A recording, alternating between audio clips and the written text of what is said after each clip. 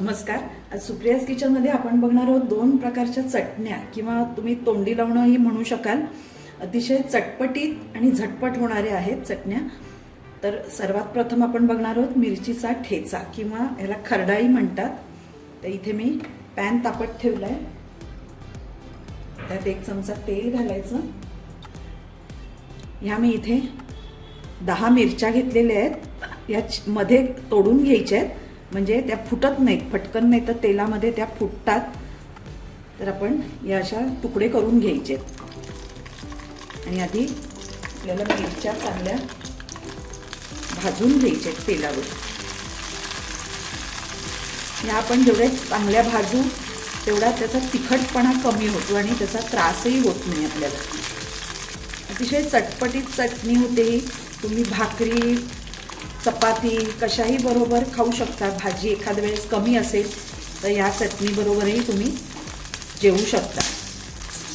कधीही अख्ख्या मिरच्या तळायच्या नाहीत, नाहीतर गरम तेलात घातल्यावर त्या पटकन फुटतात आणि आपल्या अंगावर उडून आपल्याला भाजू शकतो. आता या थोड्याशा भाजून झालेल्या आहेत तेव्हाच आपल्याला आता त्यामध्ये या लसणाच्या 5-6 पाकळ्या घालायच्या. हे अर्धा चमचा जिरं आहे ते घालायचं आणि आल्याचा अगदी बारीक तुकडा घालायचा, जास्त नाही घालायचा. तर हे सुद्धा छान तेलावर भाजून घ्यायचं. मिरची जर कच्ची राहिली तर ती खूपच तिखट लागते, म्हणून चांगली भाजून घ्यायची. यात आता चवीप्रमाणे मीठ घालायचे.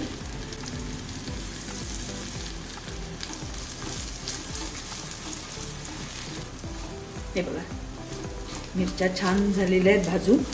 आता गॅस बंद करूया आणि आता हे मिक्सरला लावून आपण पल्स मोडला फिरवायचे. जाडसरच वाटायचे, अगदी बारीक पेस्ट करायची नाही याची. गॅस मी बंद केलाय. आता यामध्ये आपण थोडीशी कोथिंबीर घालायची आहे आणि मिक्सरला लावून घ्यायचे.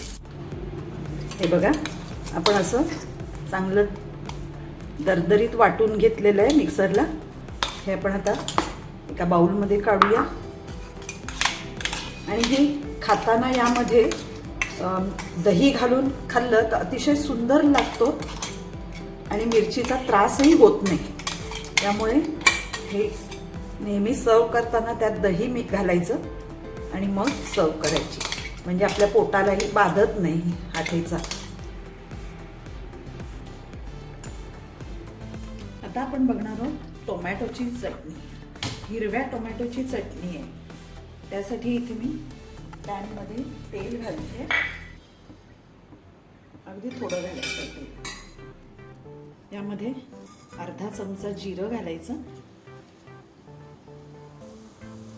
हे जिरं छान तडतडायला लागलं की त्यात 4 ते 5 लसूण पाकळ्या घालायच्या. 1 हिरवी मिरची घालायची चवीला. ही चटणी छान आंबट, गोड, तिखट अशी होते. हे आलं घालायचं छोटासा तुकडा. हे सुद्धा तेलावर चांगलं परतून घेऊया. आता यामध्ये आपल्याला टोमॅटो घालायचे. हा टोमॅटो, हिरवा टोमॅटो मी बारीक चिरून घेतलेला आहे, तो घालूया. आणि आता हा चांगला मऊ होईपर्यंत आपल्याला परतून घ्यायचा. हा मऊ होण्यासाठी आपण त्यात आधी मीठ घालूया.